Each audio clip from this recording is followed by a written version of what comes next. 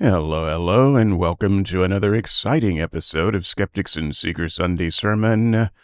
This is 4S. I'm David Johnson. Let's get started. What gives your life meaning? God, love, money, work, fan fiction, football, shopping, Sherlock. You might have your own personal sense of purpose in your life, or maybe you're hoping this course will help you find one. Or you might believe that you were created with a certain essence as a human being, with a purpose given to you by God. Whatever the case is, no one would fault you for wanting your life to have meaning. A sense of meaning is something that we all crave, maybe even need. Okay. Going to be hard to cut him off because he talks fast and he's quick cuts and that sort of thing, so I might cut off a word or two here and there. This is actually a short video, about 10 minutes, and I wanted to bring in a video for this because I don't personally have enough on this subject on my own. I just don't. I love talking purpose and value. I don't mind talking about those things. Meaning, the way it is intended in Christian philosophical circles. I don't talk about it much because I don't know what they're talking about. and Christians aren't very good at expressing what they're talking about, and it falls within this kind of category of Christian apologetic that I call apologetics by philosophy, which is mostly meaningless to me. You're going to philosophy somebody into faith. I don't think that happens. I think that some people reach back to philosophy after they have become a Christian, when they start looking for better reasons to believe because they are uncomfortable with the fact that they don't have a real good reason to believe. And so they look at all kinds of things, and apologetics is really, in my opinion, the effort to give Christians who are growing weak in their faith a reason to stick around, give them something more concrete to hang on to. But all of the apologetics are really they're not very concrete in my opinion. And so this is just one of those. And this, within that philosophical field, is what I might call apologetics by existential angst. And so, again, it's something else that I don't tend to talk about a lot because it's just rubbing at raw emotion to try to get someone to be afraid enough about life to just try faith instead. It's there's nothing really theological in it at all.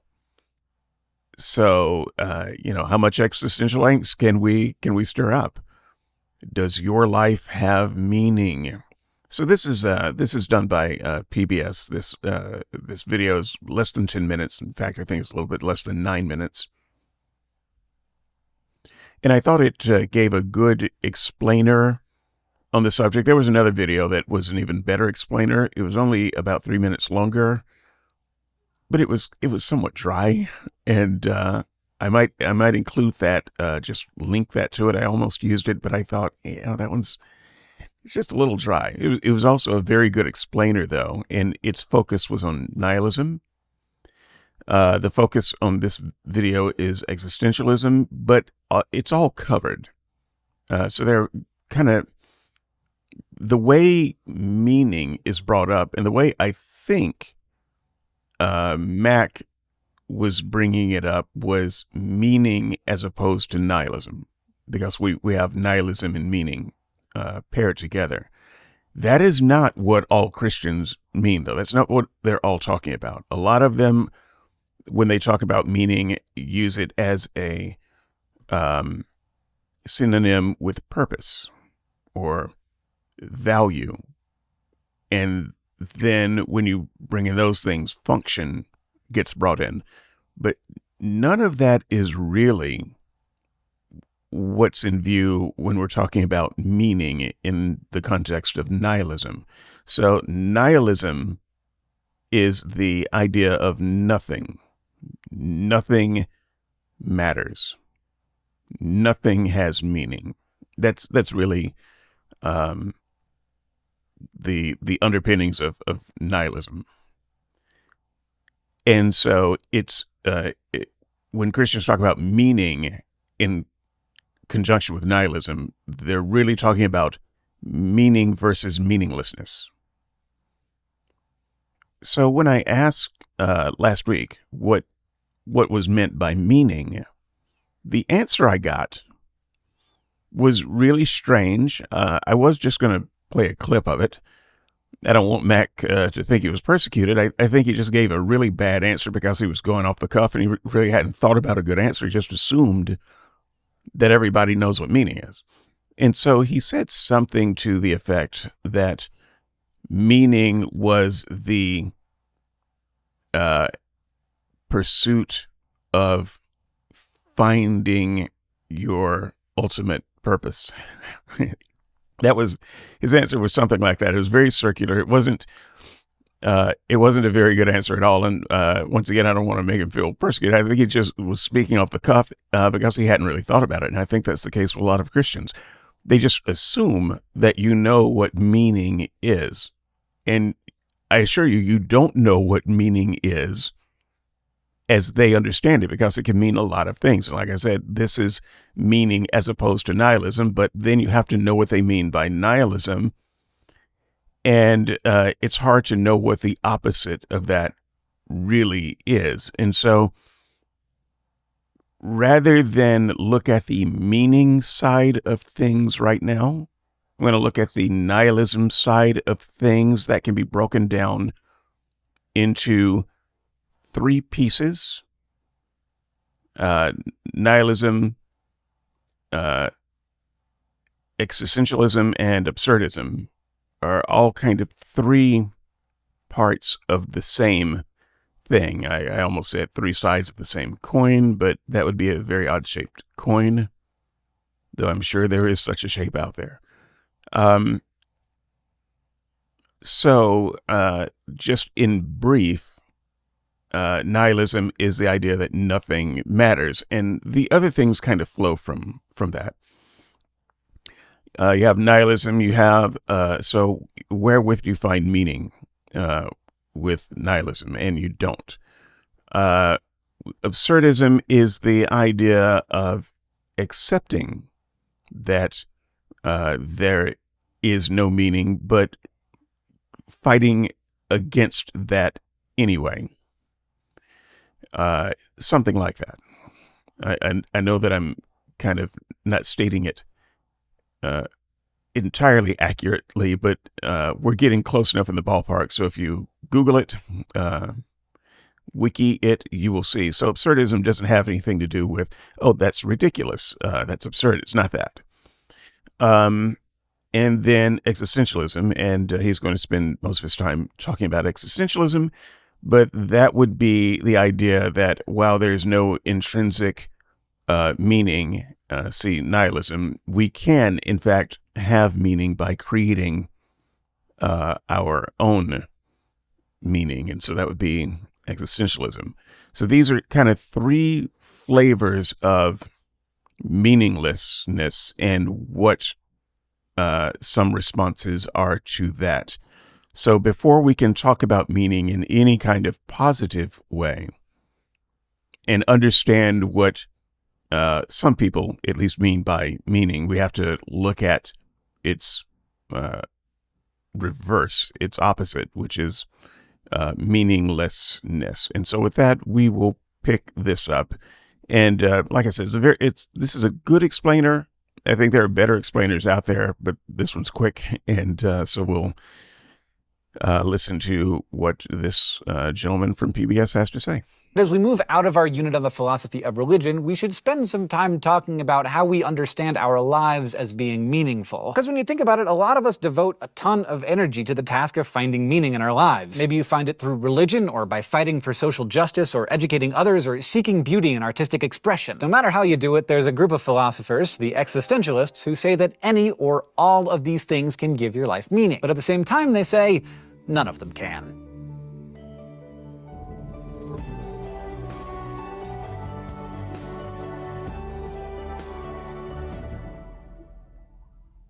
As you know by now, philosophy is about the dialectic. Someone puts forth an idea, and then someone else responds to it. Sometimes the response comes right away, in other cases it takes thousands of years. Way back in ancient Greece, Plato and Aristotle took it as given that everything has an essence, a certain set of core properties that are necessary or essential for a thing to be what it is. If those properties were missing, then that thing would be a different thing. For instance, a knife could have a wooden handle or a metal handle, it really doesn't matter. But if it didn't have a blade, it wouldn't really be a knife anymore. The blade is the essential property of the knife because it gives the knife its defining function. Now, Plato and Aristotle thought that everything has an essence, including us, and they believe that our essences exist in us before we're even born. Okay, so just a word about essences. He uses the word defining essence. And I think that's very much like Socrates, Plato and Aristotle. There's just this assumption of some kind of defining essence in everything. And I find that interesting. I find it fascinating. I find it almost a little new agey, but then again, there's nothing new about new aginess. And so, when we look at humanity, try to think for a moment, what is the defining essence? And in this explainer, he said, or purpose. He brought in purpose. A knife, the defining essence is the blade. And therefore, he is, I think, assuming that cutting is the purpose. So it's hard to talk about this without talking about purpose. At least as this explainer explains it. And I think this is probably right so far. But when you think about something that is multifunction, it has so many functions, so many things that it can do. Function, that's another word that I do plan to talk about, hopefully today. When something has so many functions, what is the defining function? How do you know what the defining function is of a multifunction thing? Humans, we're about as multifunction as you get.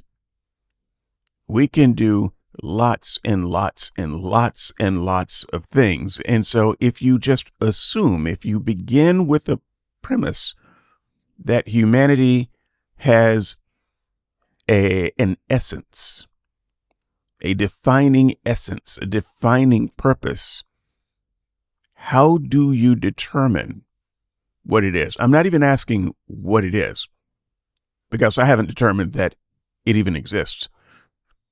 I'm asking, how do you determine, even if you believe that it exists, how do you determine what that defining function is?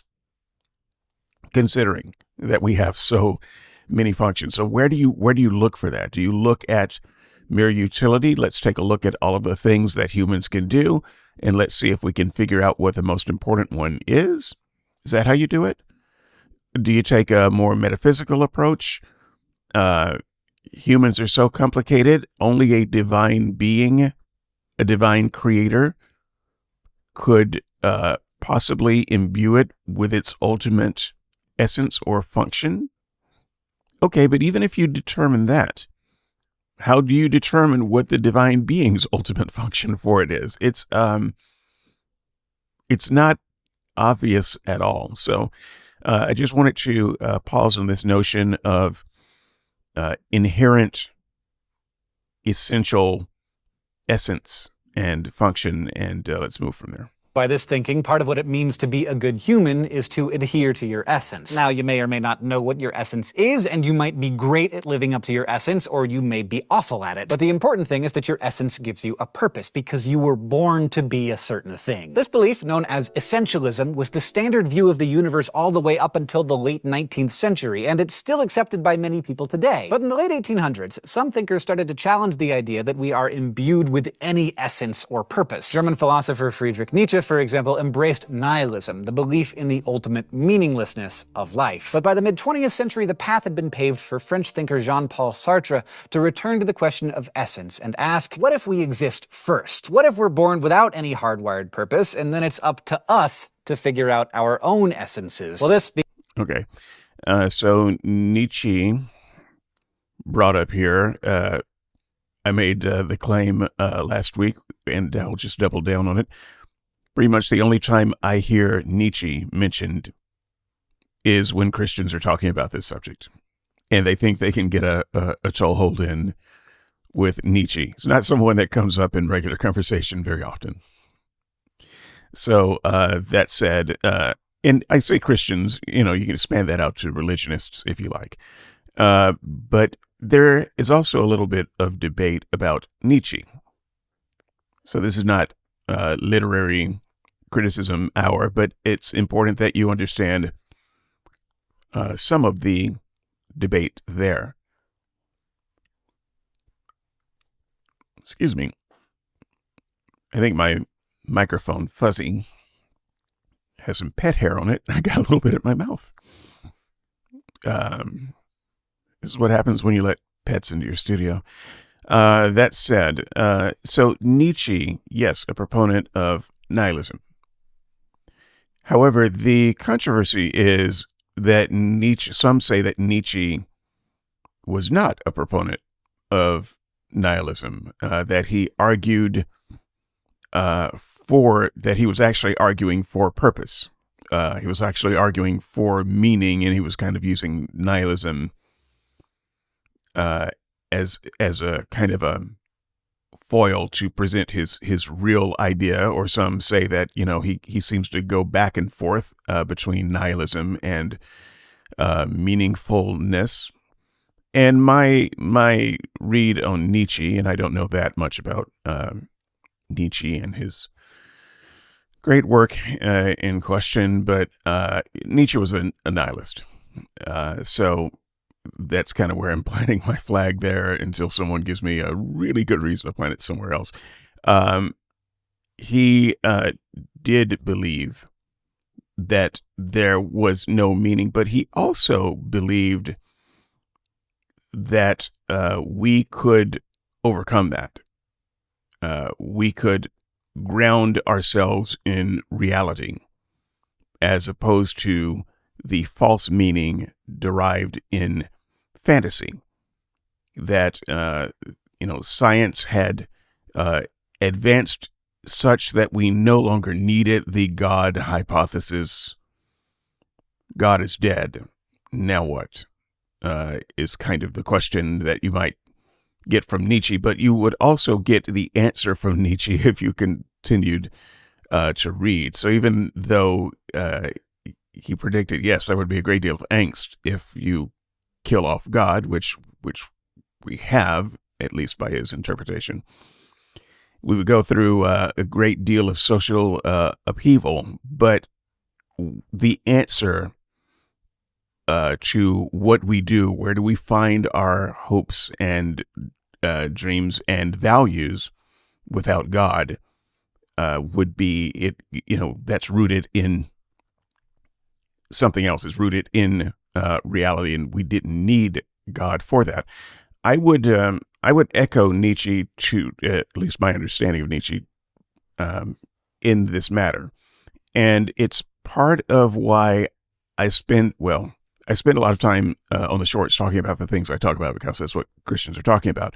But my particular take on it is largely based on the fact that I think it is very dangerous. I think it has been very dangerous to build a society on religion and religious principles, and to build your idea of societal right and wrong and social norms and conventions on religion. Because then religion kind of owns your society. You're a slave to religion at that point. And the king is no longer the head of the country. The Pope is. And so we see in our time what happens when you overthrow religion. A lot of fear comes from people who don't even believe in the Christian God. Well, what are we going to do now? Because all of our social structures are based on the Christian God. You see, and that is always the danger.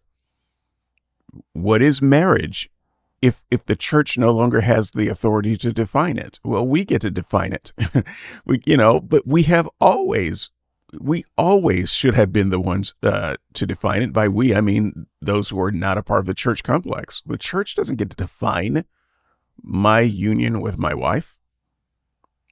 It shouldn't. It never should have. But because we gave it that kind of authority, today we have allowances for judges and or people working in their state functions to not sign off on perfectly legal marriages because as a religionist, they just don't like them. So you got to go somewhere else if you want to get your marriage certificate signed and legalized, because forget the law. There's this idea that the church owns marriage, even though the law is clear that it doesn't.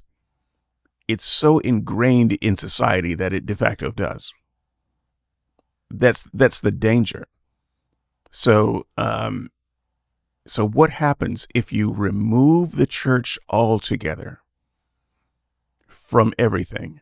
Well, almost all Christians that I've ever talked to would fear that we have no underpinnings for right and wrong, good and evil, and just basic social cohesion. But it's not just Christians. There are many non-Christians who buy into that too. But the reason they buy into it is not because they believe in the Christian God. They buy into it because it has been defined by Christianity for such a long time. You can have this kind of existential crisis no matter what has controlled your culture. So if, for instance, an evil dictator, a non-religious evil dictator, even if they have controlled the culture for a very long time, what happens if they are overthrown all of a sudden? That doesn't mean that your culture is going to suddenly get better.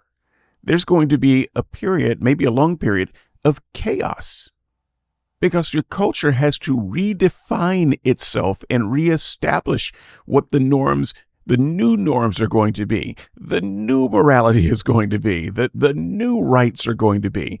It's a tumultuous time. So it doesn't really matter if you're overthrowing a religious domination or an evil empire domination. It doesn't matter.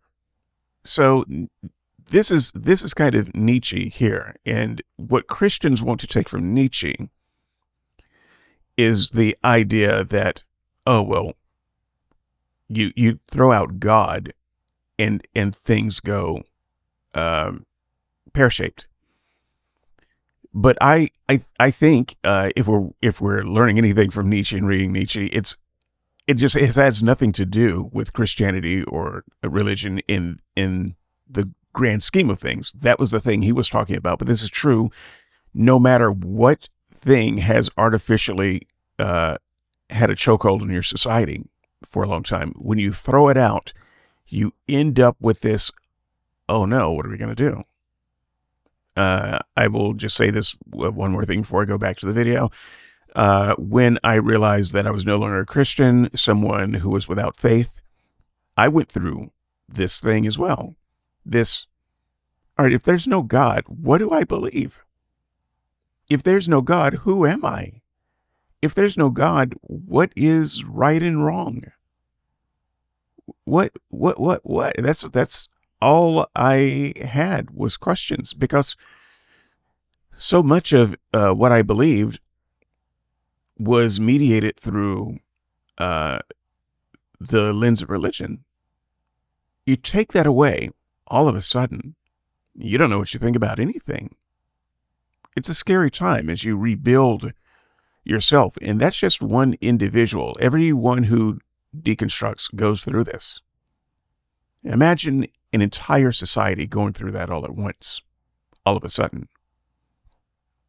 So that's my take there. Became the framework for what we now know as existentialism, and its mantra is the claim that existence precedes essence. In other words, our existence, our birth, happens first, then it's up to each of us to determine who we are. We have to write our own essence through the way we choose to live. But we have no actual predetermined purpose. There's no set path that we're supposed to follow. It's hard to express how radical this idea was at the time, because for thousands of years before this, you didn't have to choose a path or find your purpose. God did it for you. But it's important to note that existentialism is not synonymous with atheism. Plenty of existentialists are atheists, but some are theists, like Kierkegaard. What theistic existentialists deny is any sort of teleology. That is, they refute the notion that God made the universe, or our world, or us, with any particular purpose in mind. So God may exist, but instilling you, or your life, or the cosmos with meaning, that's just not in his job description. As a result, we are each born into a universe in which we and our world and our actions lack any real inherent importance. This is a fundamental component of existentialism, and its adherents refer to it as the absurd. You and I think of absurdity as something that's just silly or preposterous,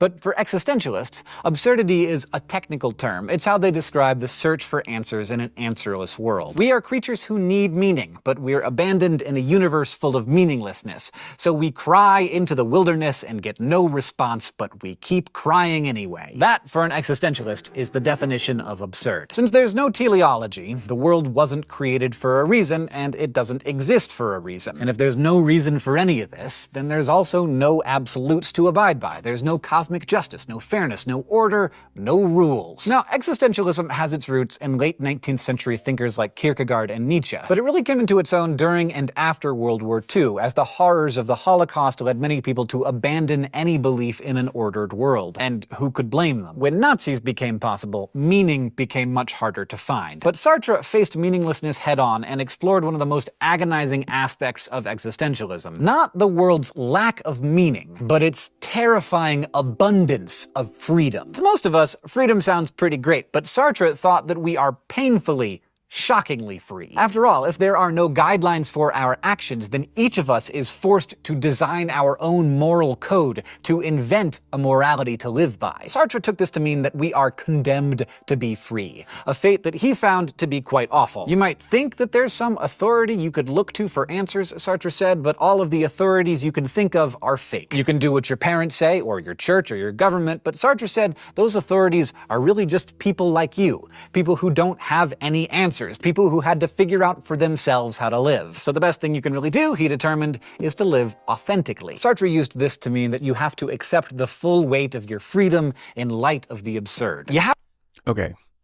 I'm just going to pause here for a moment to make a brief comment. I agree with this. You get terms like religion being the opioid for the masses, or things like people don't want freedom. What they want is a benevolent dictator. I think this is largely true as well. Too much overwhelming freedom is scary, because what overwhelming freedom really means is that you're the highest authority. Now, you know that you're an idiot, even if everybody else doesn't. You know that you are. If you are the highest authority, then the world is doomed to idiocy. So you want there to be somebody who has a better view of things than you. this is one of the things that I think kept monarchs in power for so long.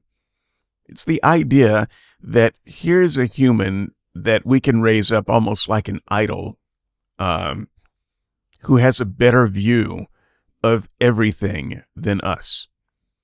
They see the economy, so they know what's good for the economy. Even if it's bad for me personally, I can appeal to this authority who has a better view of it than me.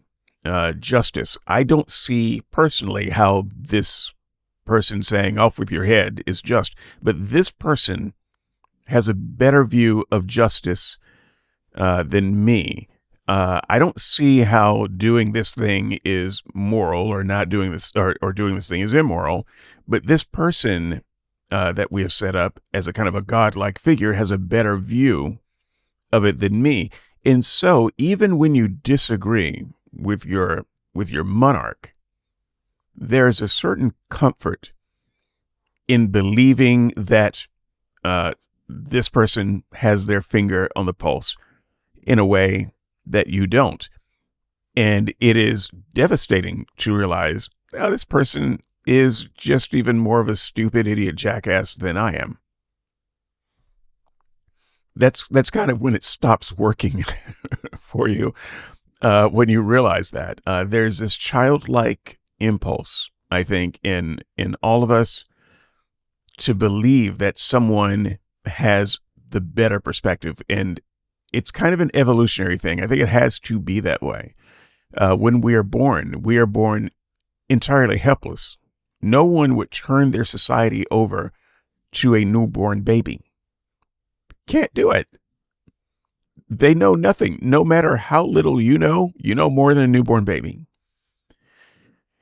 So as that newborn baby, there are all of these people who are suddenly in your life who have control over every aspect of you. Your ability to move around, your physicality, your ability and rate of learning things, where you go potty. Everyone has all of this control over you. And as you grow up, I mean, you imprint quickly on mama. Mama becomes kind of the stand-in for God. This is the person who knows things. This is a person that you trust because you have to trust. 10 minutes without mama is hell for a newborn. So, later, that just becomes parents as you grow up. Even if you don't like your parents, you have this assumption that your parents have this greater wisdom and greater ability, and you would be shocked at the age that you come to where it becomes true that your parents actually have no more answers than you do. They're not any wiser than you are. And you don't have to get to be their age before that's true, before that equilibrium bears out. But even when it becomes apparent that your parents are idiots,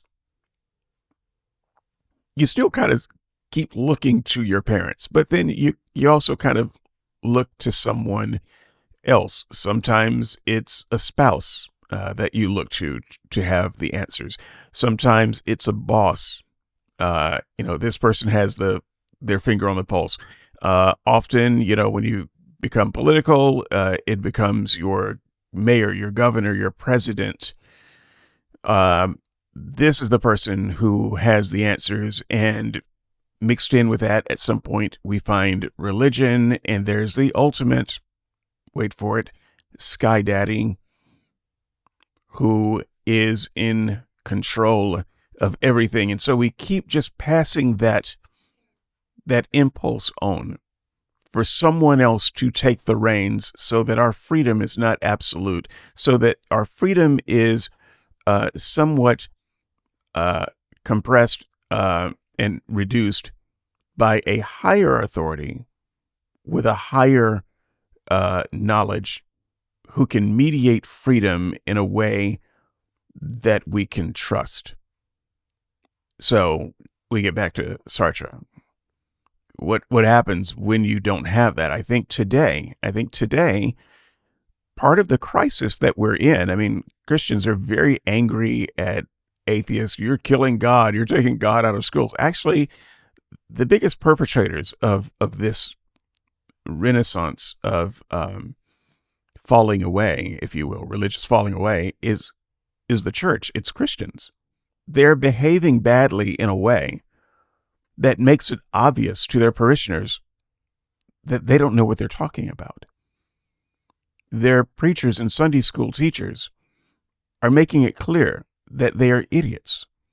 They are petty. They're small-minded. They're embezzlers. The preachers, elders, bishops, priests are child molesters and molesters of anyone else where they can get opportunity to do it. They're not protected by some kind of holy armor. There is no armor. And everything that these quote-unquote authority figures say, who are prophets of God, become questionable because of their behavior, which today, thanks to the internet and such, cannot be hidden anymore. And it's just become obvious that these quote-unquote church leaders are terrible human beings, and they are no more qualified to lead than you are.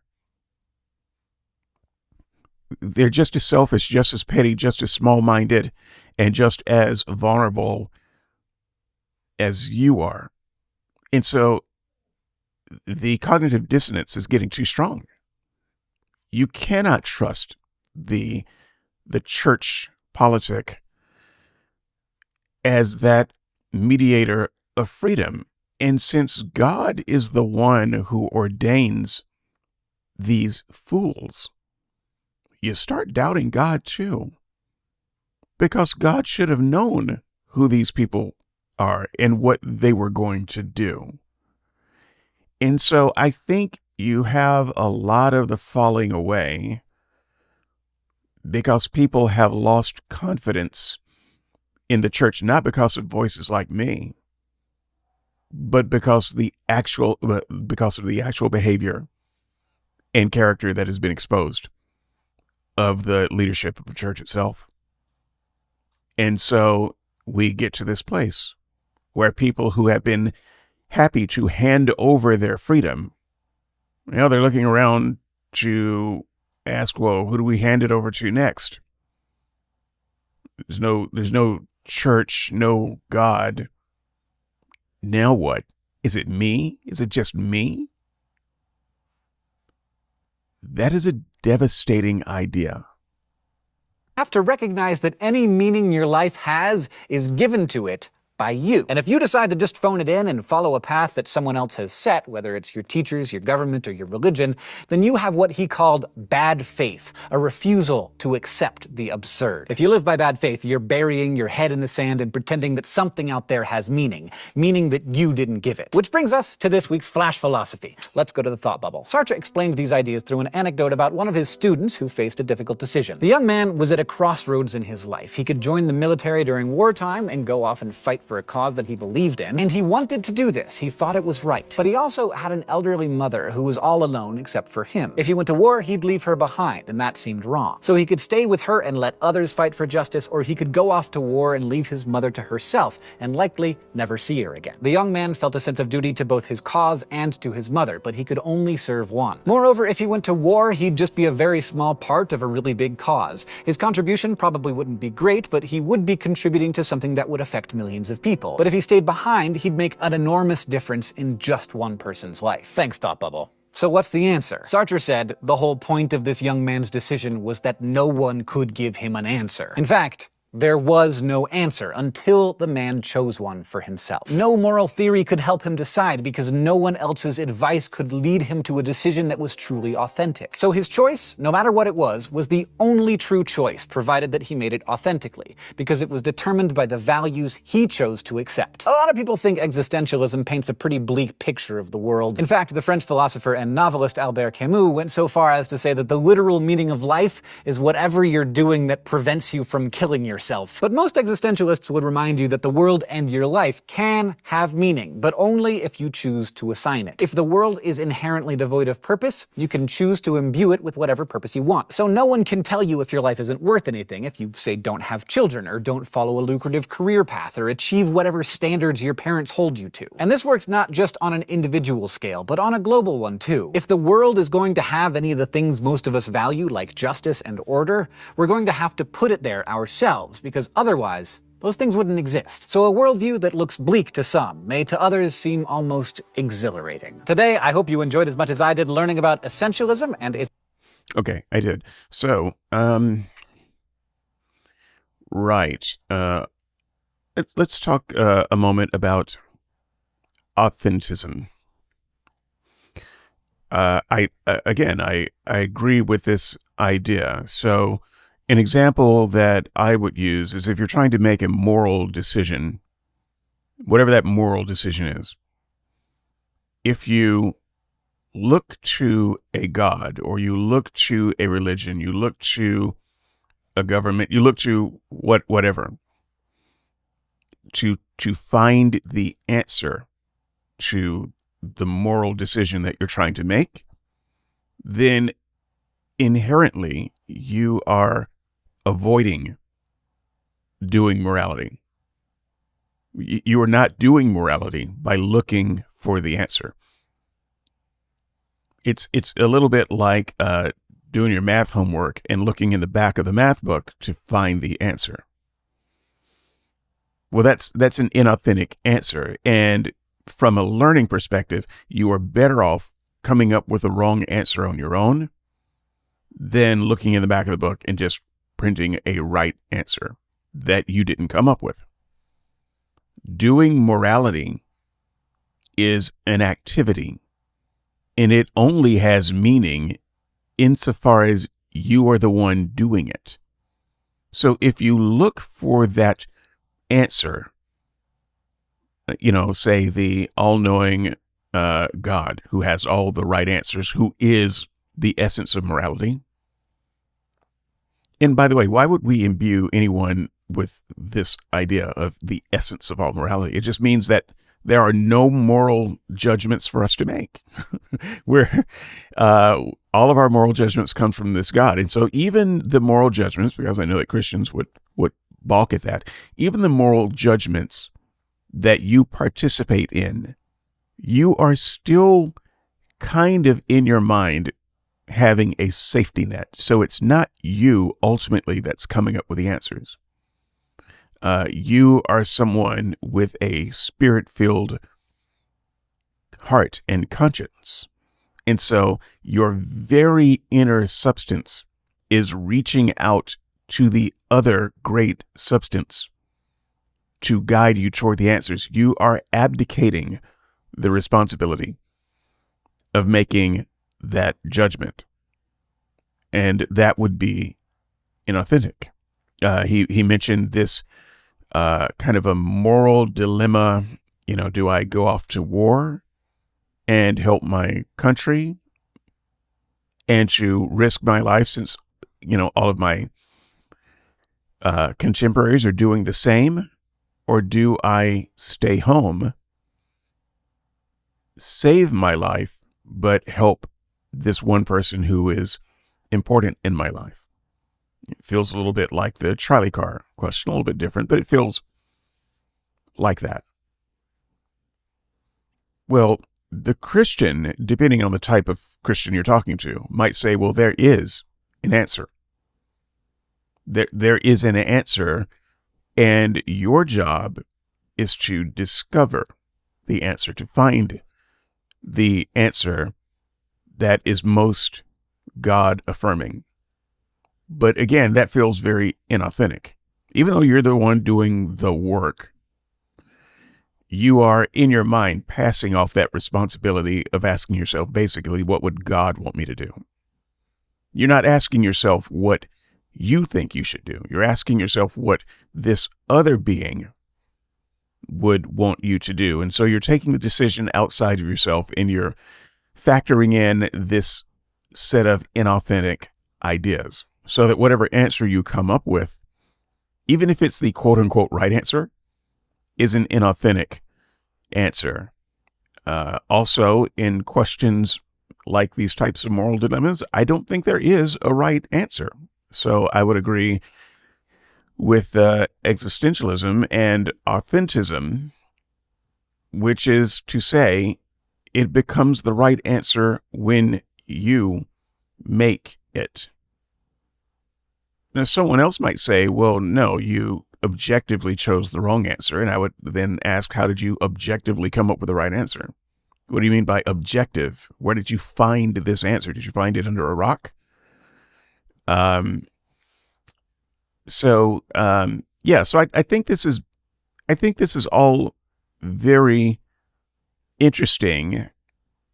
And to tie it back to the subject, it's about, in this case, nihilism, or the various flavors of answering the question, what do you do? How do you live? How do you proceed in a world where there is no inherent essence, no overriding purpose, no underlying meaning? Do we just give up? Well, that seems to be a very defeatist attitude. That doesn't give you get you anywhere. And I think you could. It's your life. You can give up. I personally think that's a bad choice. There are better things that you could do. I can't impose that on you, but I think that there are other options. But that is an option. Well, what else do you do? Do you impose a meaning on things and live as if that thing that you imposed was actual meaning? If you do that, are you bound to keep that idea as the meaning, or can you change it as your life progresses? So can meaning of life for you be to serve others at one point in your life, and then the meaning of life then later becomes to eat, drink, and be merry? Are either one of those wrong? Is one proper meaning and the other not proper meaning? Who says? Do you look to have someone else define meaning for you? Or can you live a life that is, at least in this philosophical sense, meaningless and still be a happy and fulfilled person? Now, that last one tends to be me. I am not looking for meaning in life. At the beginning of this, he suggested that, we're all looking for meaning. And I wanted to push back then and say, no, we're not. No, we're not. I'm not looking for meaning at all. There are things that I do that I enjoy doing. There are things that I do that I think benefit others. And in some cases, they benefit others more than they benefit me. Not that I don't derive some benefit out of it. Because if I didn't derive any benefit out of it, I probably wouldn't do it. But I do recognize that there are some things that you might consider a service because it might be even more meaningful to other people than it is to me. But I'm not doing it to give my life meaning. I don't care if my life has meaning. It doesn't matter. I don't care if my life is a cosmic accident. Don't care. The fact is, I'm here now. And I can do something with it for the time that I'm here.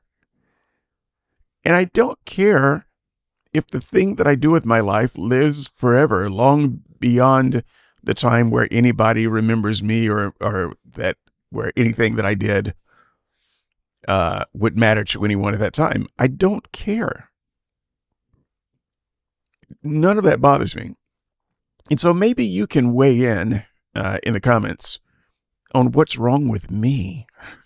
Because I don't need meaning in that sense. I don't think I I don't want to say I never have, but I certainly don't now and haven't for a very long time.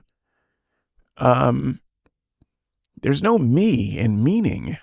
I'm, um, I have certain goals, but those goals change over time. Sometimes I accomplish a goal, and then maybe I'll set another goal, or maybe I'll go for a long period without having a goal. But whether I have a goal or not have a goal, it doesn't supply meaning to my life. I still, even talking about it now and even understanding what this means from a philosophical perspective, I don't understand what people are about when they talk about meaning, having meaning. It's a kind of well, it's not kind of anything. As far as I'm concerned, it's a sign of emotional immaturity that somehow you would spiral out of control or into a dark, deep depression if you thought for a moment that your life was meaningless. And to that, I would say, grow up, man. uh, you are going to die. And the vast number of people in the world are never going to know who you were. They are never going to know that you lived. Nothing that you do is going to have any effect on how they lived. Your life is, in effect, meaningless to the vast majority of people who are alive now, let alone the people who have ever lived and will ever live. I'm sorry if that depresses you. Have a Zoloft. But that doesn't mean that that you're worthless. So we get to something like value, which I think is a little bit different from meaning. It doesn't matter why you're here. Maybe it would be helpful if you can take on the idea it doesn't matter why you're here. It matters what you're worth right now to yourself and the people around you. This is not cosmic meaning. I suppose this is existentialism. What are you worth? There are people in my life right now who probably place a slightly higher value on my existence than I do. I'm not suicidal. Don't get me wrong. I'm glad to be here. I think just being glad to be here is reason enough to continue being here. But for other people, it's more than that. They're glad that I am here and I am providing something for them that is beneficial to their life. But then what is their value and worth? They're getting as much enjoyment and or advancement, self-advancement out of life as they can, and part of what they're getting out of life is me. So you could say they're using me to increase their value. That's great.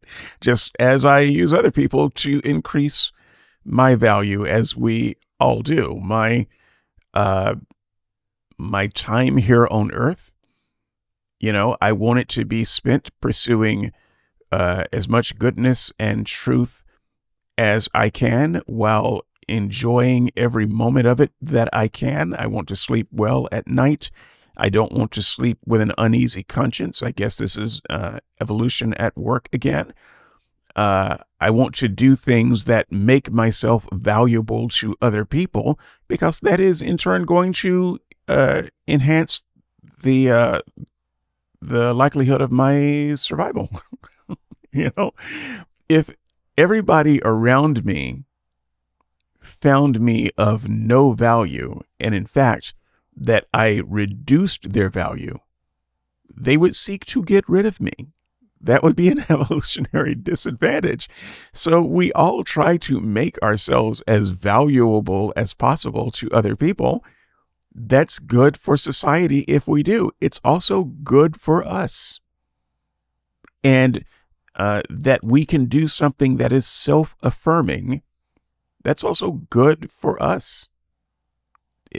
In as long as that's good for us for the time that we're alive, that helps us get through to see another day, and we are giving value and receiving value, and we want others to live and others want us to live insofar as we provide good value in society. That is all well and good and exactly as it should be. That has nothing to do with cosmic meaning. There are many meaningless things out there that we imbue with meaning, that become valuable to us. I will present as Exhibit A, pet rocks. It's a thing, or at least it was. Look it up. Okay, so when it comes to value, I'm gonna step away from the meaning discussion for a while, and move on to what I think most Christians are actually on about: value, purpose, function. Value, purpose, function. I want to talk about that next week, and I will wrap up this topic next week. There will be a video, perhaps something a little bit longer, either that or 2 or 3 shorter ones, but I want to talk about the other side of this as we have addressed the nihilism side. I think nihilism is ultimately, at least nihilism as Christians kind of cash it out, is ultimately stupid.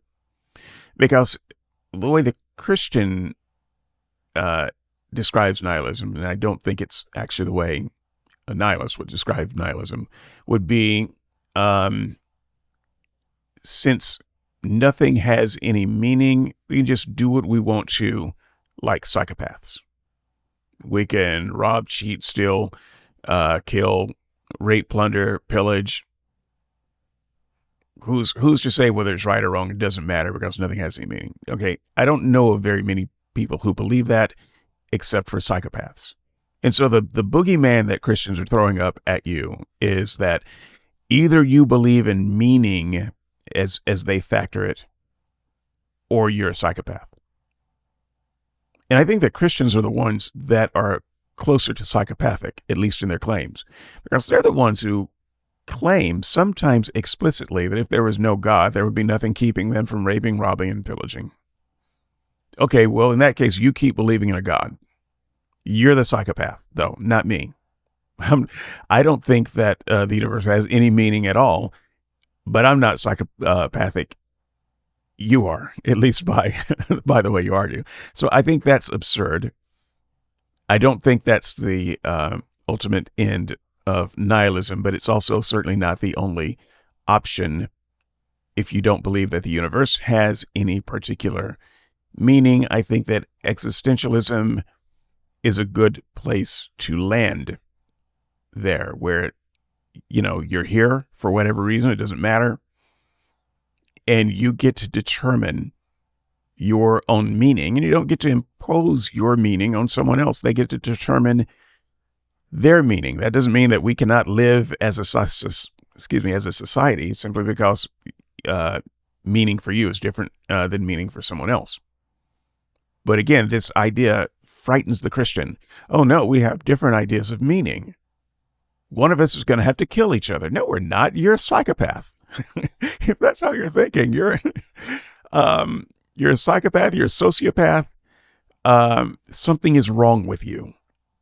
If that's how you think, I'll be glad to defend that in the comments.